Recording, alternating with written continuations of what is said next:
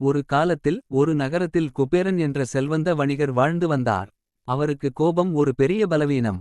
சிறிய விஷயங்களுக்காகவும் அவர் விரைவில் சினம் கொள்வார். இந்த கோபத்தால் பலமுறை அவர் நஷ்டங்களை சந்தித்துள்ளார். ஒரு நாள் அவரது கிடங்கில் பணிபுரியும் ஒரு பணியாளர் தவறுதலாக விலையுயர்ந்த பட்டுத் துணிகளின் கற்றையை சேதப்படுத்திவிட்டார். கோபத்தில் கொந்தளித்த குபேரன் அந்த பணியாளரை கடுமையாக திட்டினார்.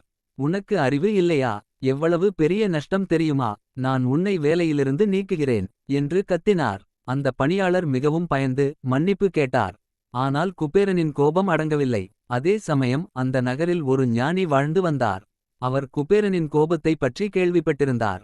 ஞானி குபேரனை சந்தித்து, வணிகரே, உங்கள் கோபம் உங்களை நீங்களே அழித்துக் கொள்ளும். ஆறுவது சினம் என்பதை நினைவில் கொள்ளுங்கள்.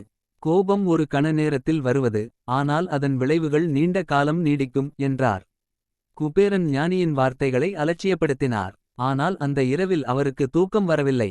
நடந்த சம்பவத்தை அவர் அசை போட்டார். பணியாளரின் தவறு சிறியதுதான் என்றும் தான் மிகவும் கடுமையாக நடந்து கொண்டதாகவும் உணர்ந்தார். அவரது கோபம் மெல்ல மெல்ல தணிந்தது. மறுநாள் காலையில் அவர் ஞானியின் அறிவுரையின் பொருளை புரிந்துகொண்டார்.